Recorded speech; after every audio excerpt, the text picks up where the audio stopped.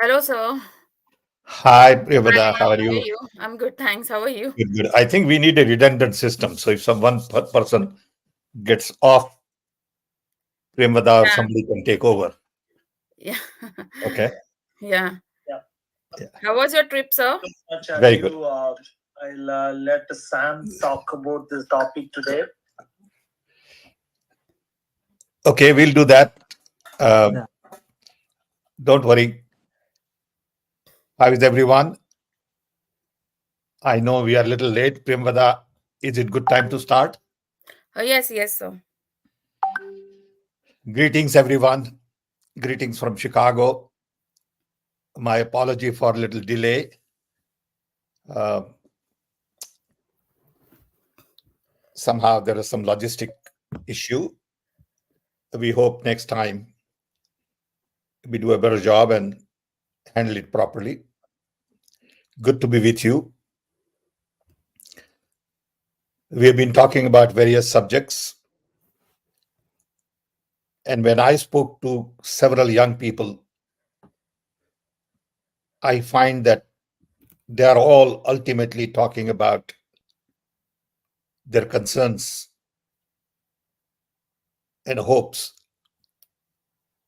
for the next election. Next elections are around the corner. It's a matter of few weeks. And as a result, many of us felt that it would be a good idea to have a series of conversations until elections on variety of issues that affect and answer questions related to people's concerns for what is right, what is wrong, what are the priorities, key issues. And as a result, we collectively felt that we should have a conversation on the idea of democracy. And it turns out that recently I've written a book on the idea of democracy. It is going to be published by Penguin in the next few weeks. And it would be good for us to have open question answer sessions, series of sessions on what is democracy, why democracy, what are the institutions in democracy. Hold on just for a second. Yes. Hello. Yes. Yes, Pat. Yes. I'm going there. Yes. Uh-huh. No, I don't have an appointment yet.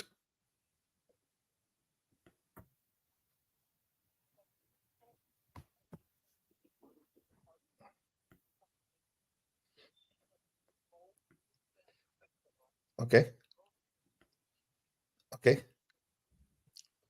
Thank you. Thank you. Thank you. Bye bye. Bye bye. Sorry about that. Um, this was an urgent call. That's why I took it. Um, yesterday I just slipped and fell and hurt my head a little bit. And my doctor friend, there's a little bump here. So my doctor friend wants me to go and get a CT scan. And that was the call. So sorry about that. No big deal. So we are going to have a series of conversations on the idea of India. As I said earlier, it is about what is democracy, why democracy, what does it mean to have a democracy and its relationship with institutions, autonomy of institutions,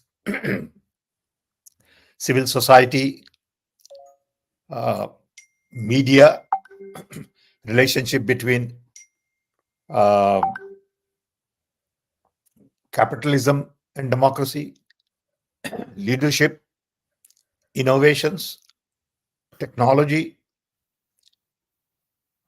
There are all kinds of issues that we need to talk about, because today, world over, democracy is going through a crisis. As I said earlier in our formal conversations, that this year there will be elections in 40 different countries. You look at South Asia, all opposition leaders are being seriously harassed. In Pakistan, you know what is happening to Imran Khan. He's in jail. In Bangladesh, same thing. Even a friend of mine, Yunus, Nobel laureate, is going through a lot of harassment. Same in Mauritius, same in Sri Lanka, same in Myanmar, and to some extent, not to the same degree, same thing is going on in India. Somehow, we are all going through the same crisis where authoritarian leaders are rising, controlling, and democracy in the process is derailed. In most of the country, institutions are controlled. Civil society has no role. Just before this meeting, I was talking to Professor Natasha Kaul, who was not allowed to enter India in Bangalore. She was going to be speaking at a conference. And Professor had to come back to London. And I wanted to find out what exactly were the reasons and how she was treated. And I was surprised at the way it was handled, the reasons given. And you can get away with it. That is undermining of institutions.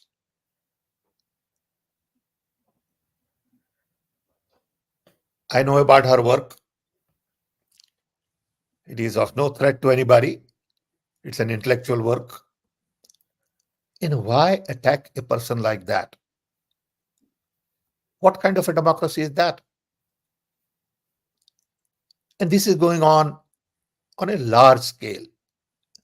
It is not about one incident or the other.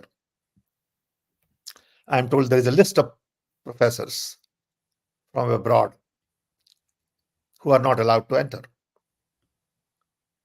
Never happened before. Okay? And these are the kind of things that worry me. That a country of 1.5 billion people should be welcoming everybody. These are your own people who went abroad and accomplished something and are doing some interesting work.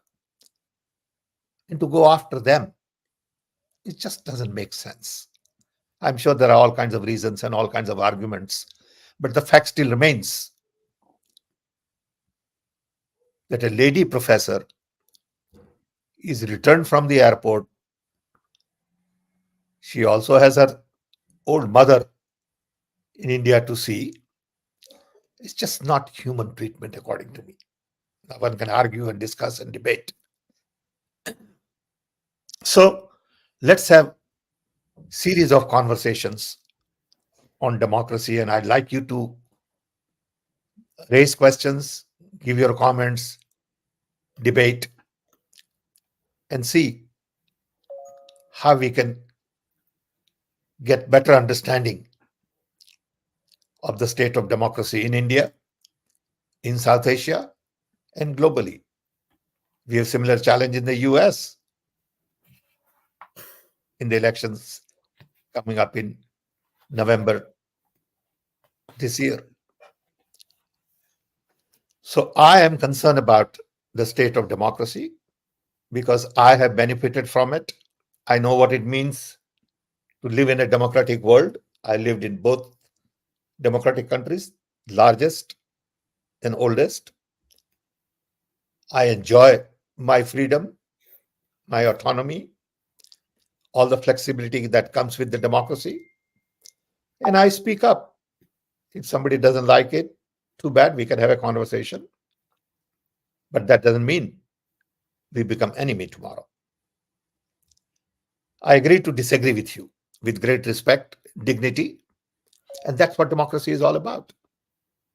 So with this, Sean, Premvada, we should open up for a conversation.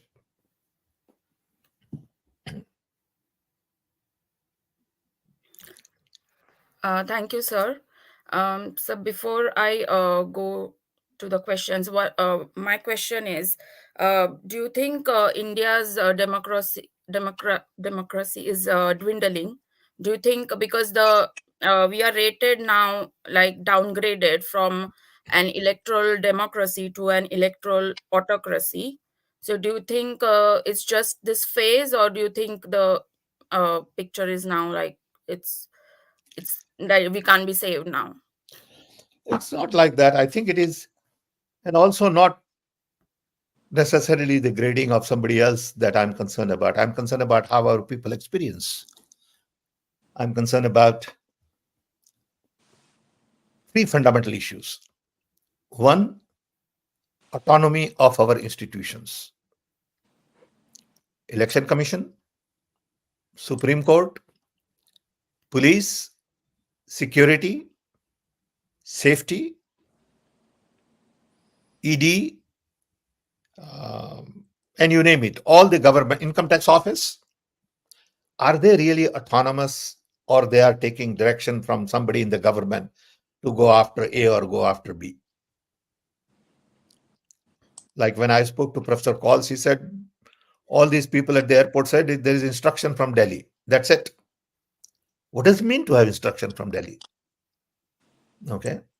Under what rules and regulations you are refusing me the entry? Not, you can't do it based on instructions from Delhi. And she said the people were helpless. They were good, unnecessarily wasted a lot of my time, and had no answers to anything. What was my crime? What did I do wrong?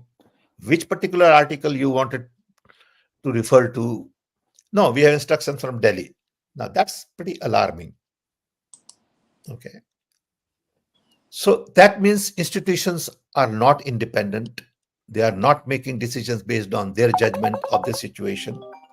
But they are basically following instructions from the government, and they are not autonomous. Second is civil society. The role of civil society is normally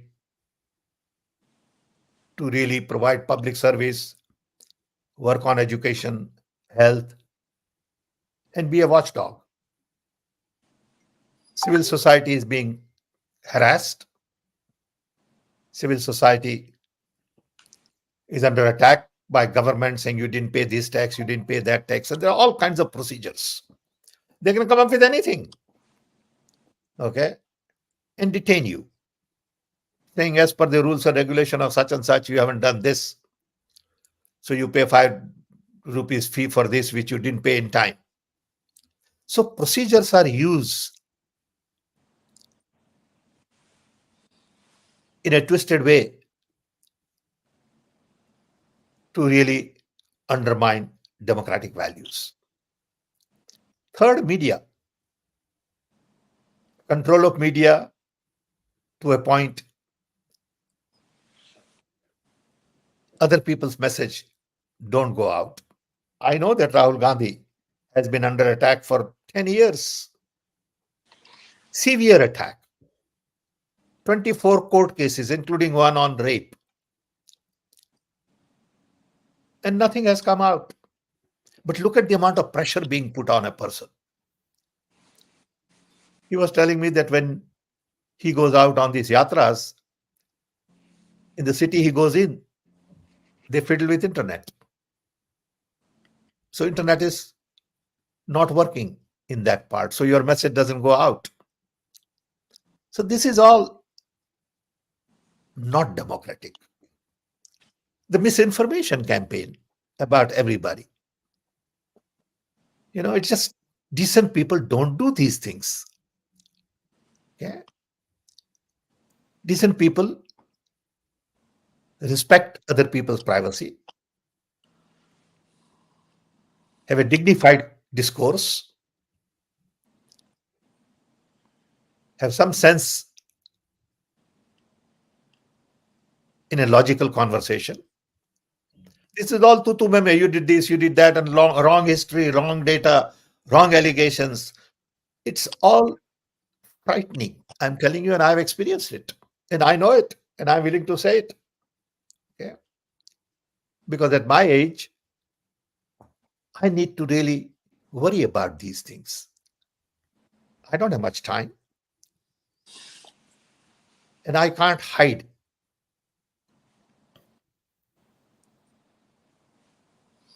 So when I have to answer your question, I would say these three are very important issues.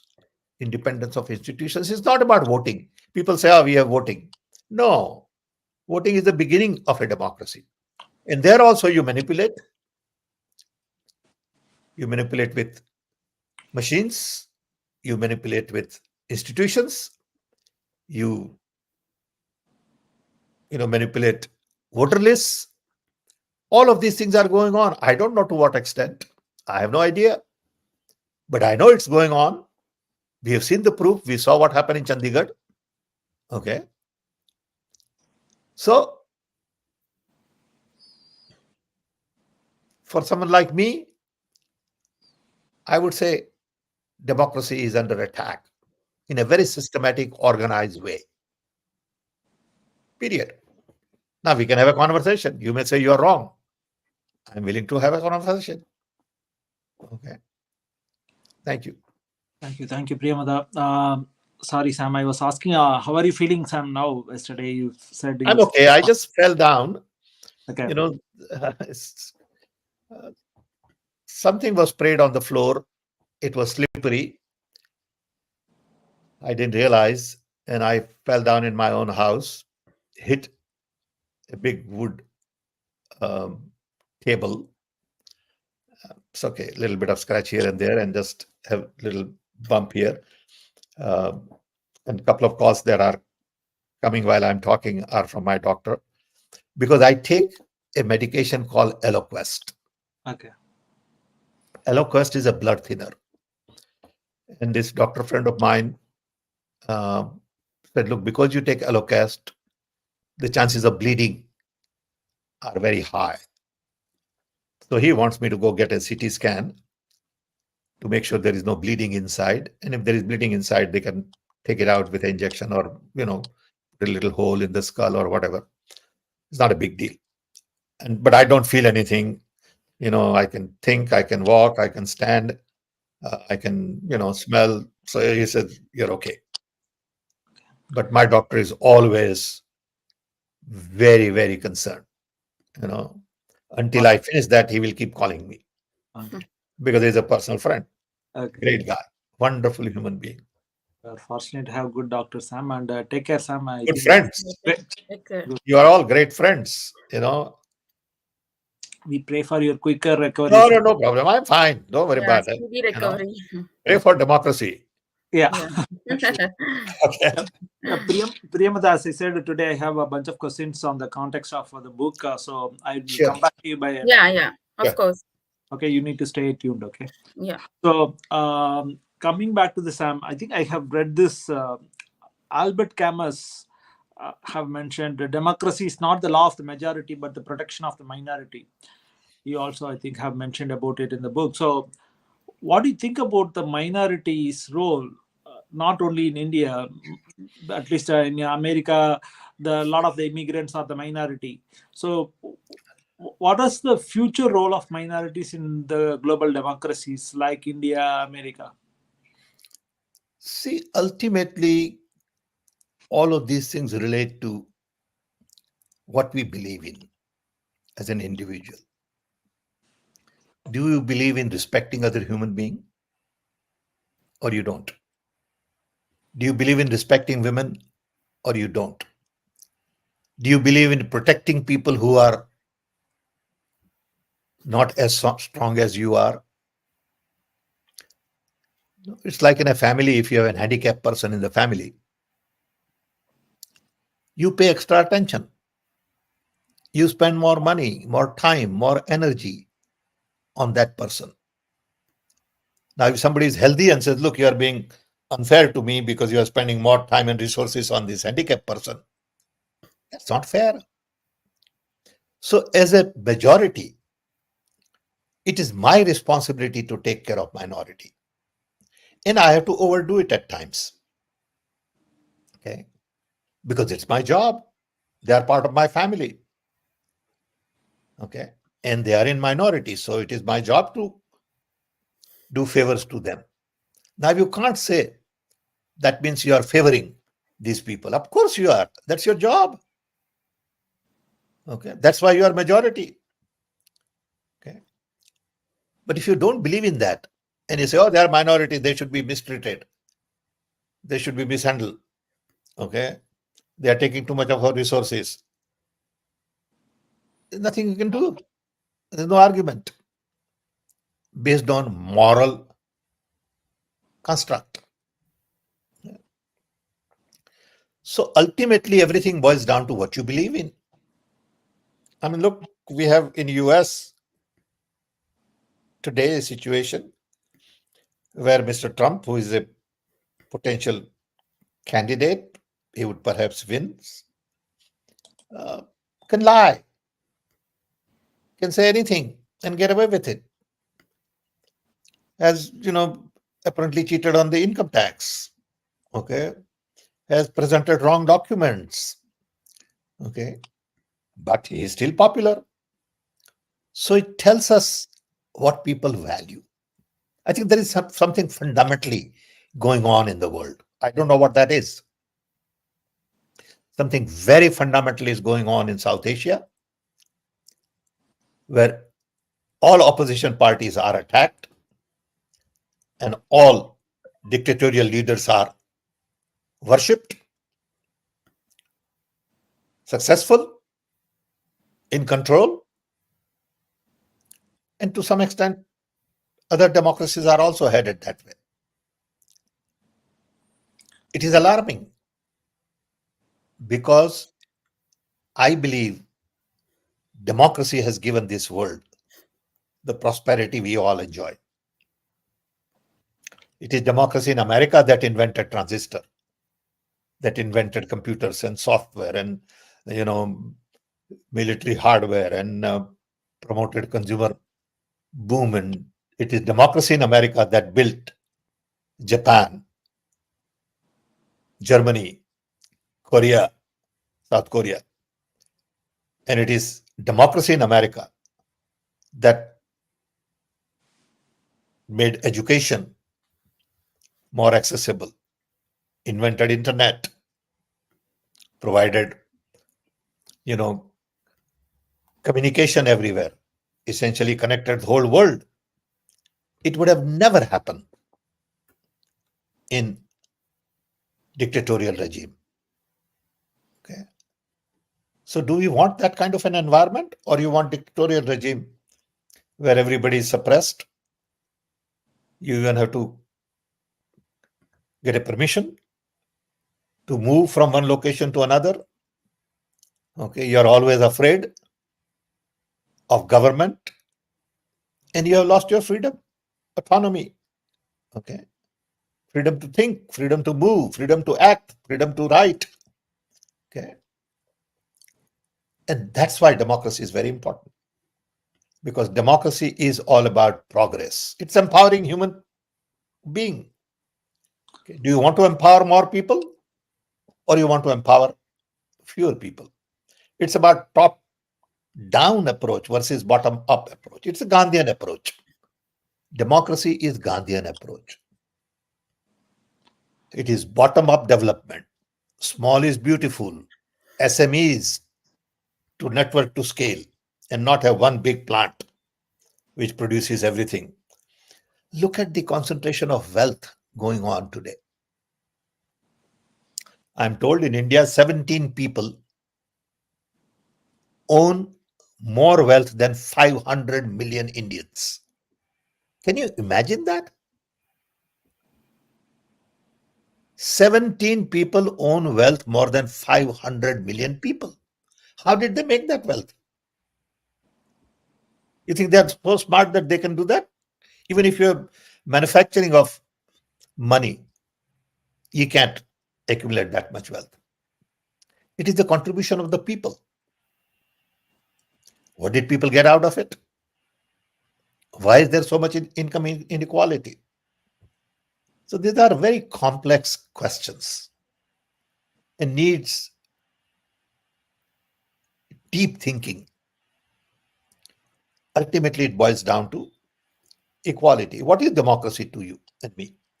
It's about freedom, justice, diversity, equality, respect, dignity, yeah, peace. These are fundamental issues. Okay. And these things are being challenged. Sam, you have always championed establishment of independent and accountable autonomous institutions that promote free and fair elections, which is the underpinning of any democracy. Why you believe that free and fair elections are a very important part of a democracy? That is a starting point.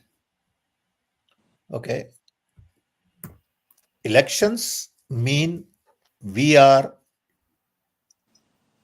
giving all our rights to a person from that constituency to go represent us and do things right for us. And if that person is not selected properly with fairness, honesty, then I've lost my right. I put my right in wrong hand. Okay. But that's the beginning. That's not the end. Okay. So first thing is to have fair elections and not manipulate things so that you get your guy, and irrespective of who I voted. So the main thing in election is, are you counting the vote I'm casting? Fundamental issue. And that's where I have issue with EVM now and VVPAT. And I firmly believe that you are not sure whether the vote you are casting is the vote being counted. And I don't have to prove anything. So don't ask me to prove this and prove that. You have to prove it. You are conducting election. I'm not conducting election. I'm your customer. Okay? So treat me with respect because I'm your customer. Now it is flipped as if they are my customer. Okay? I'm not willing to accept that. Okay? And that's why I'm advocating that VVPAT is a wrong place to put your trust. You broke my trust. Okay. There is trust deficit, we all agree. But you have also mentioned there is a honest and unbiased judiciary, effective administration, a free press, an active civil society, and robust participation by people. These are all needed in your book. So, and just want to know, we have a few many of this missing. Maybe free press is not there anymore. Godi media, everybody is always gaga about Narendra Modi and his administration, and the administration itself is not effective anymore, and it's biased. And judiciary also, people have this trust deficit. So, what do you think? The active civil society can be a kind of a solution? There is no one solution. Active civil society is a requirement. In any society, if community doesn't participate, you cannot build systems required for checks and balances. Okay. But before I go further, I must tell you that the book is not public yet. The book is going to be published by Penguin in next couple of weeks. It is in printing now. When it is published, Penguin will have conversations on the book. It will be released officially. It is in English. Then we'll have a detailed conversation on the book. So right now we are not having conversation on the book. We are really having a conversation on the idea of India as you all see it. Okay. So I want you to really articulate your concerns. Sure thing, sir. I time and time again say that democracy is about independent of institutions. In America, things work because institutions are very powerful, independent. There are so many think tanks, and there are so many, universities, and we can always do better. But still, institutions are independent, flexible, autonomous. The campus life here is very different from campus life in India. Okay. But then institutions are one piece of the puzzle. Civil society is another piece, media is third piece, politics is fourth piece. There are all kinds of things. It's a very complex system. And most of the people don't know how to deal with complex systems. Complex systems require its own thinking. We have not trained people to have thinking in complex systems. Okay. You can't make some of these things very simple. Ultimately, you have to make it simple to think through. But these are very complex systems. Okay.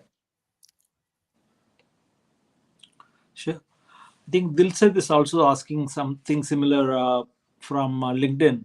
I think it's about civil society's participation. I think you already answered. Yeah, I'm just looking at it. It seems from the interactions of common people that the democratic system is faltering in India, but what the opposition and the civil society is doing to prevent it? Well, civil society is being attacked. They are trying their best. Opposition also is being attacked systematically. They are also trying their best, but it's apparently not adding up. Okay. So it's an uphill battle. I mean, look at farmers' demonstrations. It's an example of what you have to go through to get attention. Okay. This has been going on for 2 years, on and off. Okay. And there are many examples like this. There are similar demonstrations going on EVM. Okay. I'm sure there'll be similar demonstrations on unemployment. People are concerned because you're not getting hearing until you come on the street, apparently. Okay. The three pillars of democracy, legislature, executive, and judiciary, all should be autonomous, independent, and separate. Are they? In some That of is what the Constitution says. That's what the Constitution says. Okay.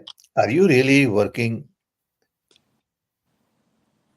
with Constitution as your conscience, as your guide, or you are undermining Constitution itself? Okay. People have to decide that. People of India will have to speak up and say, is this acceptable to me? If it is acceptable to more people, who am I? Okay. But again, you have to realize that the democracy today, the way it is structured in a way winner takes it all. You could have 40% of the people voting for you, you get maximum seat, and then you get to decide for the 100% of the people. So that's why in a couple of my conversations on media, I've said that Prime Minister is a Prime Minister of a country and not of a party. Prime Minister must always talk about the nation.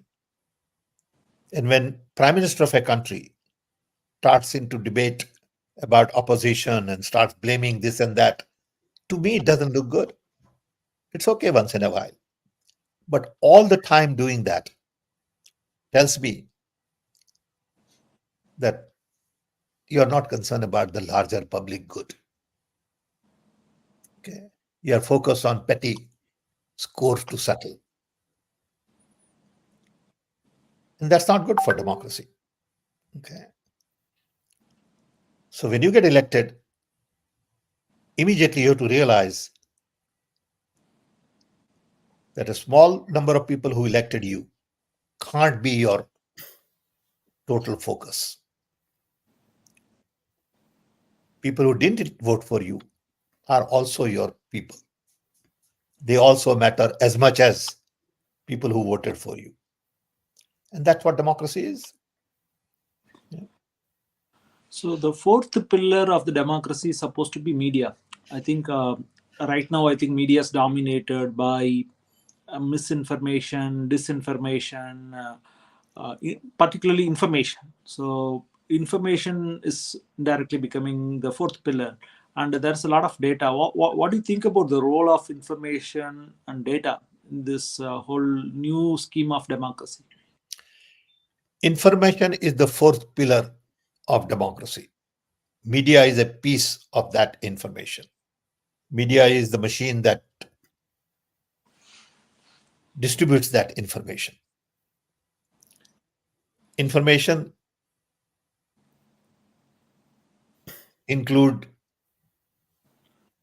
all kinds of government data, GDP, GNP, per capita income, education, health, mining, resource, business, all kinds of data.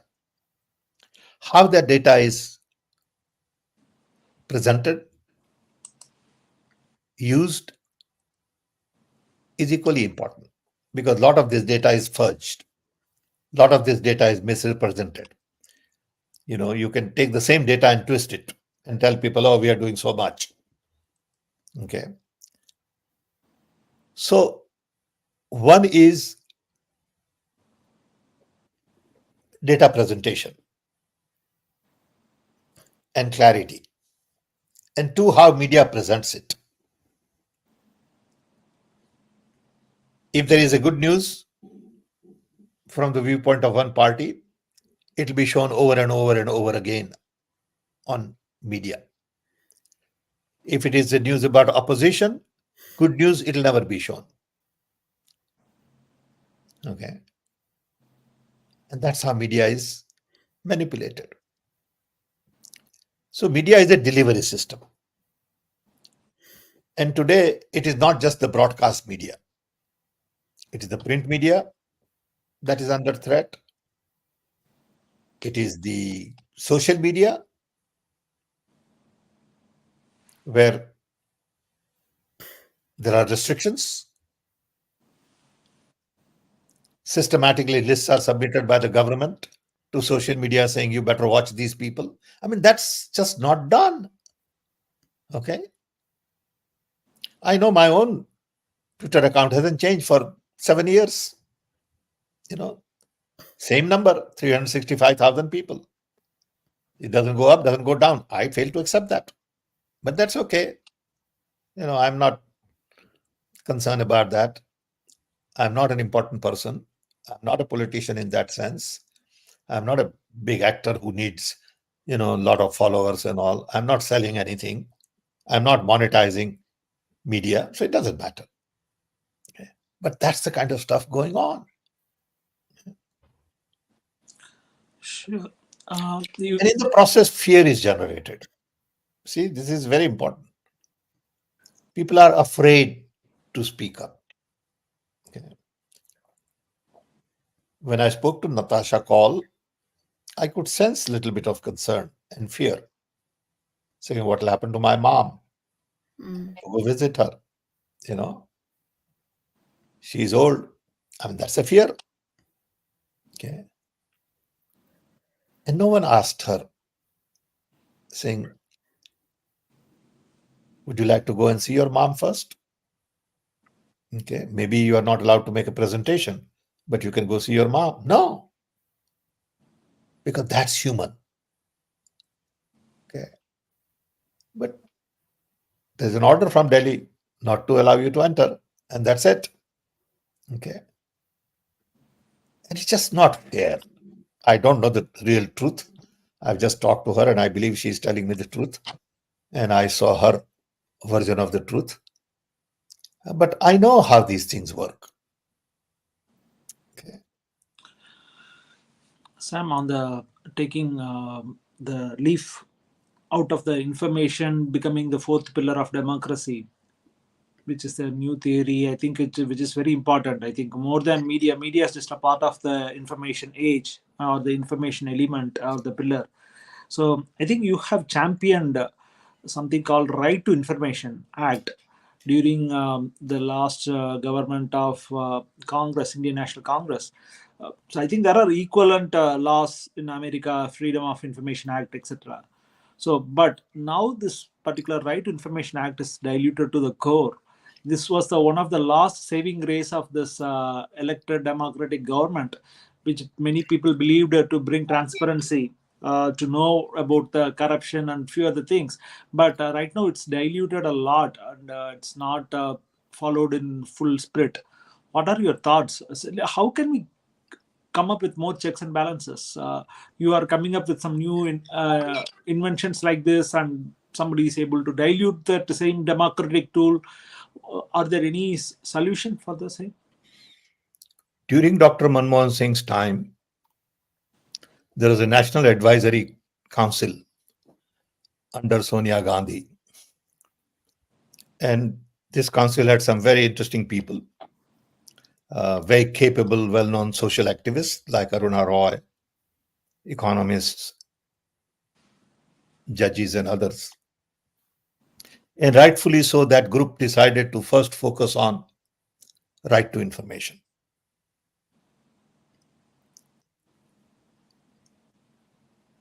Right to information was the key to democratic processes. We spent a lot of time together and finally got through to right to information, but you need infrastructure with local courts and, chief information officer and all that stuff. And the idea was to make government more open and transparent and accessible. So if you want to know something, you write to the Office of the Information, and then they will get you the documents. Okay. With digital technology, it is becoming easier to access a lot of these documents. This government has tightened the screws as to what kind of information you can get, what you can't get. And it's sad. We should be more liberal about information. Okay. So that battle continues. Right to information is an important tool. It is in America as well. You can ask for some information if it is public and in public domain, you will get it over a period of time. And this is where civil society also comes in. If there is a project, let's say, on which government has spent so much money, it is public money. People have a right to know where did the money go, who got the contract, how did it happen, what was the price. It's fine. It's perfectly normal thing to do, transparent thing to do. So right to information is a very important tool for any democracy. Okay. And there are questions from the audience. Yeah, okay, good. Yeah. Yeah, Upadhyay. Upaday from YouTube is asking, I'm from First Democracy of World, Bihar. How can people participate in robusting the democracy in our country, India, in present time? I think people like you have to educate, Mr. Upadhyay. People like you have to participate and go out and talk to your neighbors and relatives and friends and, and get people excited about the freedom, justice, equality. We don't have enough conversation in public domain on these kinds of issues. We have a lot of energy going into entertainment, sports, and political gossip. If you look at our news and analyze and you talk to somebody, talk to 10 people on the street, they'll know more about movies and songs and dance and all, which is okay. They know more about cricket and, sports, and they know more about political gossip. This fellow attacked that fellow and this fellow attacked that, and this is a rumor. But about fundamentals, there's very little conversation. And democracy is one that requires deep conversation and understanding about local issues, roles and responsibilities. There is a strong concern in India. A couple of the creators, Dhruv Rathi and Deshbhakt, have spoke about the growing dictatorship in India in the recent times. Dhruv Rathi's video went to reach millions of people within the release last week, and the same with the Deshbhakt. Deshbhakt was talking mostly about the digital dictatorship. Are you worried that India is getting to a autocratic environment, Sam? Yes, of course, India is into autocratic environment. I mean, today everything is from top down. I mean, in a country where every project, everything is credited to the prime minister of a country, it's not good. It's not good for prime minister. Okay. I mean, stadium is named for a living prime minister. Okay. Every inauguration, every project from satellite to laying telephone cable to whatever is accomplishment of the prime minister. What kind of a democracy is that? That means that nobody is doing anything? Okay. That is a sign of an authoritarian regime. Okay. And everybody giving credit to, and every minister's conversation, it is immediately first 60 seconds. It is our honorable prime minister who has done this and done that. Come on, give me a break. Okay. That is a sign of authoritarian attitude. So, are you thinking that post this 2024, how important is 2024?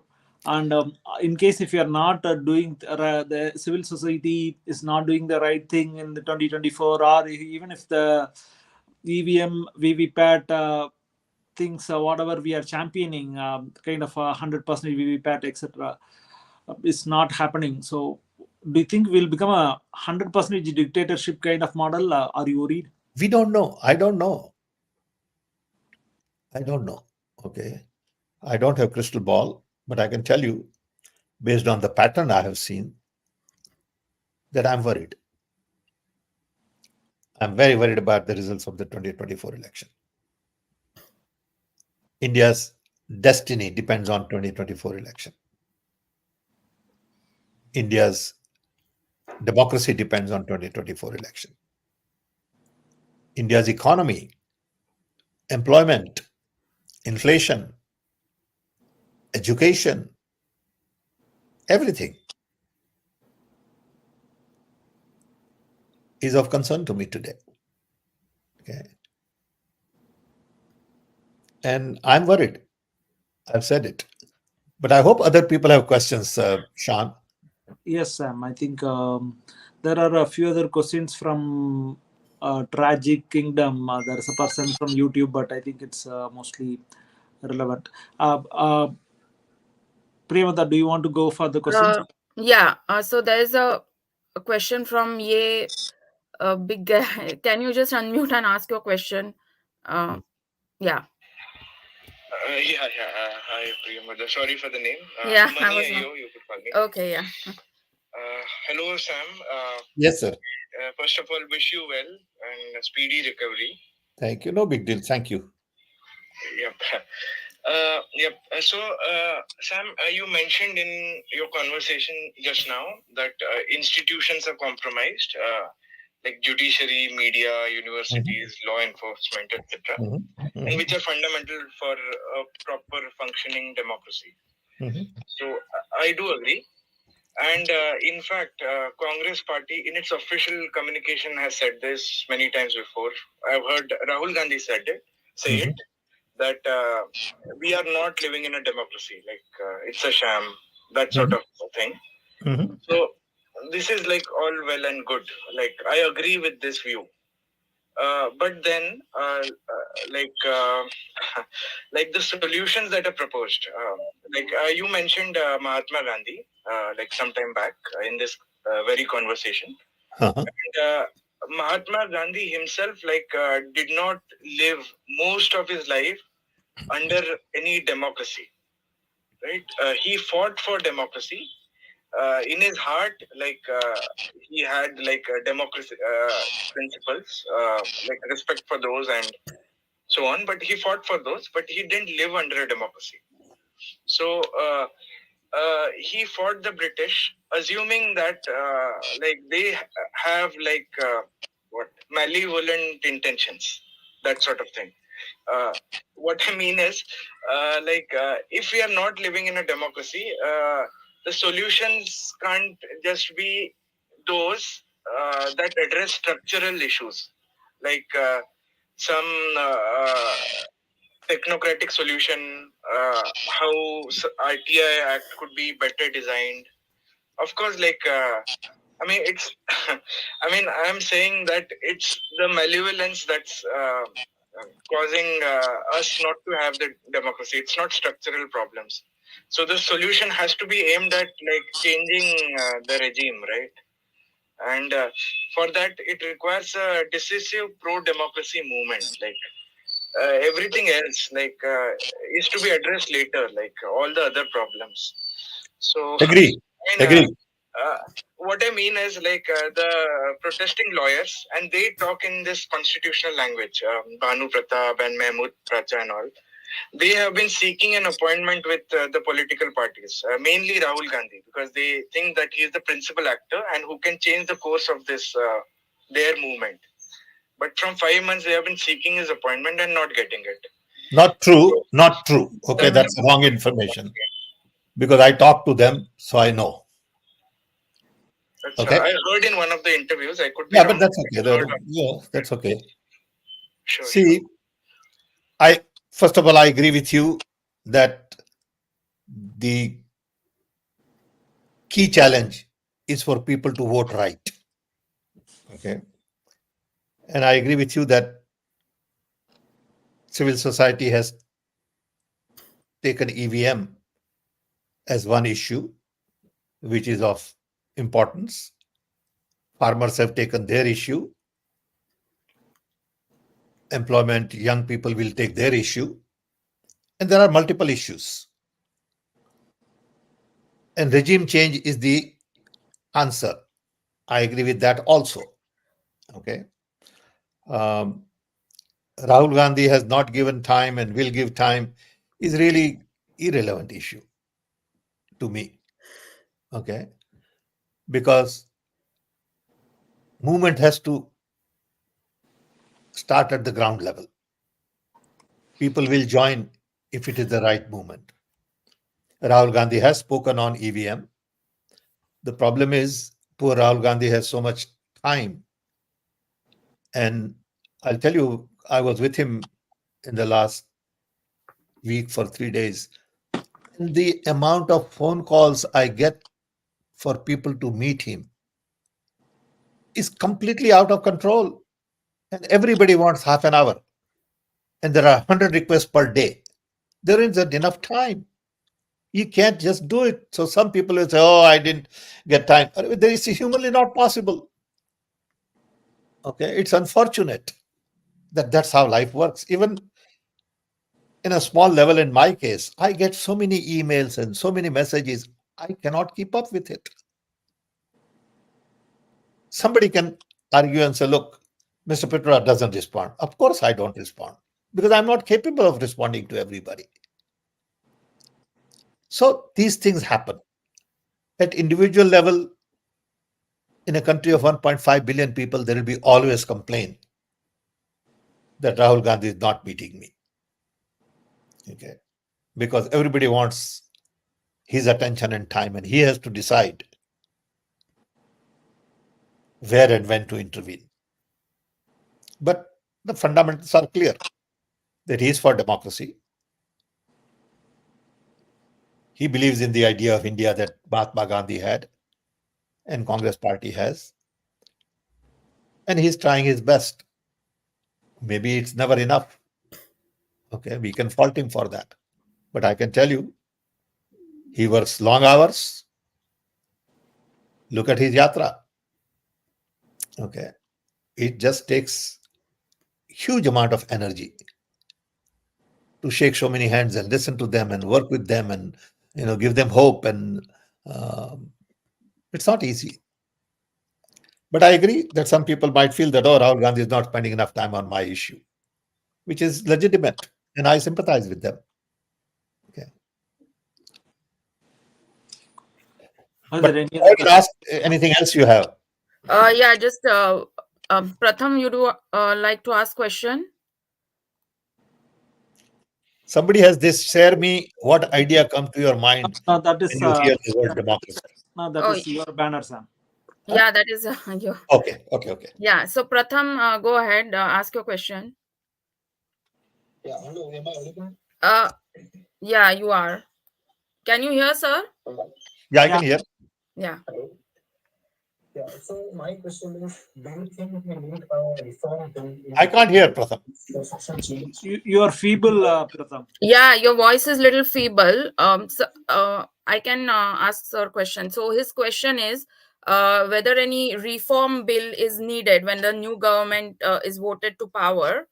Do you think we need a reform bill in social change, democratic like policies, and so that No, these I think things won't repeat again, like what we are facing right now? you have to just follow the Constitution. Okay.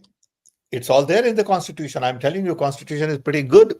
And if you follow this little book, okay, Constitution of India, it has everything. Okay, I keep it on my desk. Okay. And I'm telling you, this has everything and it's so well done. Okay. You have to follow. But if you're not going to follow, what can you do? So, but what about the media, like how it's twisted right now? So, to ensure that these things don't happen in future, like when the new government is elected, we don't want the repeat of how the media is controlled and the businesses work for the government and the Yeah, poor but people for suffering. that, people have to be, I wouldn't say trained, but people have to really take care of checks and balances. Okay. No amount of rules and regulations will work if people are crooks, lying, cheating, manipulating, okay, are being vindictive. And nothing you can do. Okay? You can put some in jail. Okay. But that's not the idea. Idea is to believe in something. See, today, world over, there is a crisis because there is no good global constitution. Okay, there is a gentleman, I work with Mr. Khan in India, a bright young person who has spent a lot of time in looking at the global constitution. Okay. And time has come for people to think of global constitution, which basically says we won't hurt each other. We'll work for peace, prosperity together. We'll take care of our environment and, simple things that we agree on. Can we agree on 10 things and then genuinely work towards it? So ultimately, it's quality of people. values you believe in. We have all the laws in place today, but who is following these laws? Okay, according to law, that Professor Kaul should not be held at the airport and returned. Okay, she had no valid reason. There is no proper documentation. There is no proof of anything. Okay, now that's not fair. But then who cares if it is fair or not? Because police has been told to do something, and they did it because they followed the boss. That means institutional autonomy wasn't there. So ultimately, it boils down to doing your job properly as per the Constitution. People have to stand up and tell their leaders, hey, I can't do that because this is not proper. I will not do it. Okay? But if you are a coward, if you bend your back to follow the rule because you have to preserve your job and all, then that's what you get. Sure, sir. Neil D'Souza is asking, can working democracy and the inexpensive manufacturing in the models of China can coexist? It's a very interesting question because Rahul Gandhi, in his speech at Cambridge, talked about the production crisis in the world. Today, all production has moved to China. So Europeans, Americans, and others basically don't produce much. They are more interested in service business, high-end consumption, and as a result, good jobs have disappeared. So unless and until production moves to democratic part of the world, which include partnership between EU, US, India, and other countries, you will not be able to bring those jobs back. And without production, there's no future. Okay. So the need of the hour today is to bring production to democratic countries. This was one of the topics discussed. And you look at the other two challenges are energy, mobility. Energy transition is very important for the world because it is also connected to global warming. And China is far advanced on energy transition than any other part of the world because they have mastered the production. Same with mobility. So mobility and energy transition are equally important in the production equation. Okay. What kind of energy transition is required for the production in developing, not in democratic world?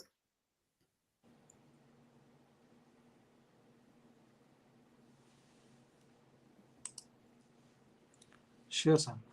I think Anup Hiwale is one of our friend is asking about misinformation is replacing information. Can we inform people in our Yatra style? Well, that's what we are trying to do in Yatra, but it can only be done by people visiting door to door. No one leader can do that. It has to be a decentralized model. See, I'm big on decentralization from day one. Okay, I'll tell you my view on decentralization. First of all, I learned more about decentralization from Gandhi, who talked about rural development. He talked about small is beautiful. And then I read enough about Schumacher in my young days. So when I started my work on telecom in India, I decided that as opposed to centralized big exchanges, we will develop small rural exchanges. We won't worry about telephone density, we'll worry about telephone access. We'll worry about indigenous development, ancillary industries, local production, local design, local development, and build human capacity. That model was exactly opposite to what Western world was proposing then. So it required a lot of political will from Rajiv Gandhi to support this kind of a transition. Without that transition, we won't be where we are in IT and telecom today. Young people have no idea how we got there. Okay. We trained tens of thousands of people in IT and software and all that. It took 30 years to get to a point where we have 1.2 billion phones and we have $200 billion worth of software export business every year, year after year. So decentralization is the key. Today's models are all centralized, and centralized models create inequality in wealth. This decentralized model in telecom really exploded with cellular phones. It took us 115 years to get to 1 billion telephones in the world. Then it was a centralized system. Per line cost of the telephone was 1,000 lines, all $1,000 per line all the time. Then came cellular telephony. Cost went from 2,000 to 1,000 to 500 to ultimately $100. And we added 7 billion phones in 20 years. That is the power of decentralization. So we need decentralization in energy architecture. See, today you have a centralized power station, big cables, power line carrier or power line cable to carry power, and the losses could be 30%, 40%. Okay. And that kind of loss requires us to focus on decentralized microgrid architecture. So in power, in mobility, in environment, everywhere we need decentralized model. Vidushi Shukla from YouTube is asking what Rahul Gandhi is trying to do is at work at a deeper level where he's motivating people to think if there is a injustice happening to them and around them. So I think it's more of a commentary. See, I think maybe we want to piggyback on Vidushi Shukla's commentary. Why there's a lot of expectation on one person? I think people think whether Narendra Modi is the Goliath and Rahul Gandhi is the David. So is that the David Goliath thing? The expectation is set across the country's mind? No, I don't think the battle is between people. It's a battle of ideas. 2024 election is not about Modi versus Rahul Gandhi or about BJP versus Congress. 2024 election is about the idea of India. What kind of India you want? Do you want really democratic, free, fair India where there is equality, justice, dignity, respect, inclusion,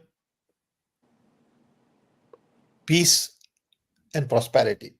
Or you want India which is authoritarian, top down,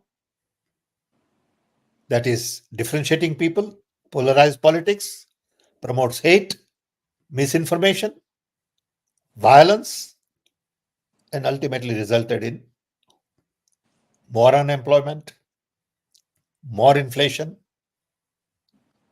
If that's what you want, fine, no problem. You pick. That's what 24 election is about.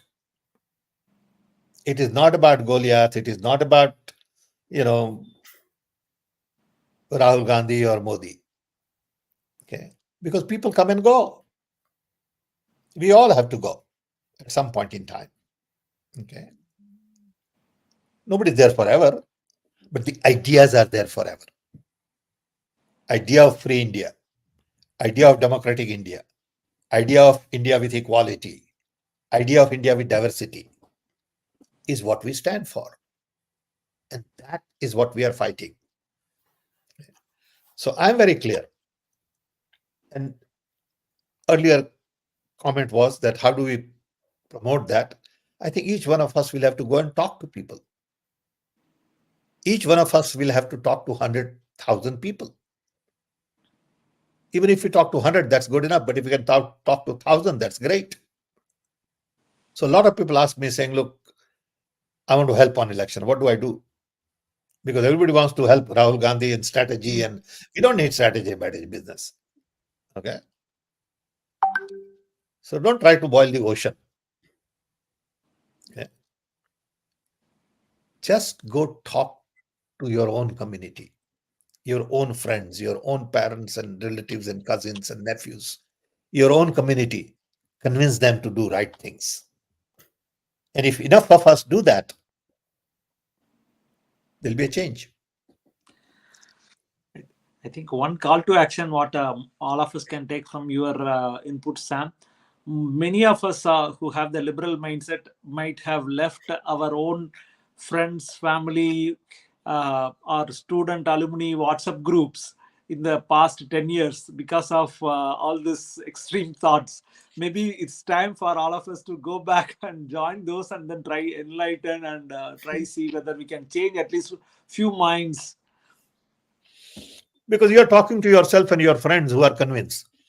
So don't spend your time in talking to people who are already convinced. Okay, talk to people who are not convinced. That's a tougher job. Okay, everybody wants simple job. So you're trying to convince me is of no value. I'm already converted. Okay, so don't waste your time on me. Use your time more effectively somewhere else. So, but it is very difficult to, prove your point to those who are staunch from the right wing. It is very. I have like my friends who are completely like they are from the shakhas, if you can say, and because they are taught in the shakhas to hate basically the Gandhi family, like so that hate is built in them when they are very, very, they are teenager age. So it's very difficult to counter them because they have this inbuilt hate Look, in we are them. not talking about, you have to say we are not talking about any family. We are not talking about Yeah, any I person. mean, so We are talking basically about the they're idea old. of Yeah. India. Okay, we are talking about the idea of India. Don't bring in family in between. Don't go into personalities. Talk about the purpose. Okay, what is our purpose?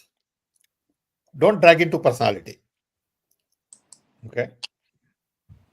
Then there are people who are on the fringes. You don't need to talk to a hardcore person because you're not going to convince him. Yeah. Okay. So there's no sense in trying to talk to hardcore people. Leave them aside. But there are lots of people on the fringes. Can you convert them? Otherwise, you're wasting your time. So 3 buckets. One bucket, people who are convinced. Second bucket, people who cannot be convinced. Third bucket is what you want to focus on. Maybe you can convince them. Maybe you can help them think through. Yeah, like those who are little sitting on the fence types. Yeah. Okay. So I think Manav is asking about our Himachal Pradesh episode recently. I don't know whether you want to respond to that, Sam? Well, I know about it. We were in the middle of it. And, when you try to buy people out with money, in India, you can get a lot more done. So you throw in front of some MLA 20-25 crore cash. And, they'll say, okay, this is my lifetime earning. My whole family and generation will be taken care of. I'll change the party. It is that simple. And these are the people who say we are honest and we are, non-corrupt. And these are on both sides. Okay. We don't use money for this and that. So everybody's a hypocrite. Yeah. You can buy anybody. It's a matter of price. Everybody and everything has a price in democracy. It looks like it because there is no principle. Who is this very much scared about democracy in India? Sunil Mathur. Sunil Mathur and What do you mean, Sunil? Okay. Democracy vanished here in this. Only the shake of name. Well, Sunil, it's Sankalp. Yeah, Was it Sankalp, yeah. Malhotra. No, Mr. Malhotra, we have to change it. You have to change it. You can change it. You have so many flags in back of you. You can change it. I see all these great flags. So, okay, coming back to the end of the session, Sam, I think you have mentioned the heart of democracy, 3 principles: popular sovereignty, political participation, and political contestation. So I think we want to take the participation and contestation of all the youths as a kind of a call to action you are recommending, and we'll try to meet more and discuss again on the idea of democracy in the next week. You have any passing? Go ahead. You go ahead. Sorry, my apology. No, you have any passing thoughts, conclusion, summary, Sam? No, I would say each one of you will have to go talk to people. Make your own little videos, make your own sort of create your own messages and send it out to your friend circles. Meet with them, have tea with them, convince them, their families. Okay, just make phone calls. Yeah. I mean, if each one made 1,000 phone calls, that's a huge number. Okay. But nobody wants to do that. Yeah. That's the kind of work required today. Sounds good, sir. I think that's a phenomenal call to action. Now we'll try to see whether we can do and something. we have a lot to talk. We have a lot to talk about this topic. Leadership, technology, capitalism and democracy, innovations in democracy. I'm even saying we need to redesign our democracy. Okay, the way it is, it's not good enough for the 21st century. Okay, it has to be more participative. Okay, it has to be more issue-based.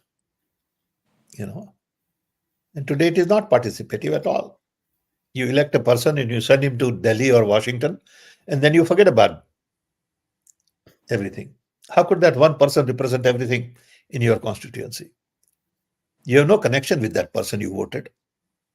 You've given your vote to him, you've given your right to him, but you never even see him. You don't even talk to him or her. What kind of democracy is that? It's not participative. And it was not possible earlier because communication facilities were not there. So you send a person from your constituency to capital, and then whenever he comes home, you can talk to him for a while. But now with hyperconnectivity, the world has changed. The democracy must change too. Okay. Sounds good, Sam. Looking forward to discuss more of your thoughts on technology, innovation's role in democracy, and also how to redesign democracy. I hope you might have written about all of this in your book, Idea of Democracy. Yes, I've tried. I'm not an expert on this. I'm not a political scientist. I'm not a social scientist. I'm just a normal human being. And I express my thoughts as a concerned citizen. The only thing I can say is when you're old, you think you have some wisdom, which may not be true, but you think you have some wisdom. Okay. You are at the crossroads of entrepreneurship, technology, and taking an active role in democracy, playing different roles in the government itself. I think which has given you a different sort of wisdom, Sam. I think which we are very keen to listen and take it forward and try see in case if we can do few of those in our lives. I look forward to sharing it with you, but I also want active participation from all of you young people. I want very active participation from you. That's why I'm doing it. Sure, exactly. So look forward to your energy because you give me energy too. Okay. And I want that. So I think Thank we you, are everybody. actively fighting. Let's see. I think the next 2 to 3 months is going to be very important for India. So Yeah. looking Thanks. forward.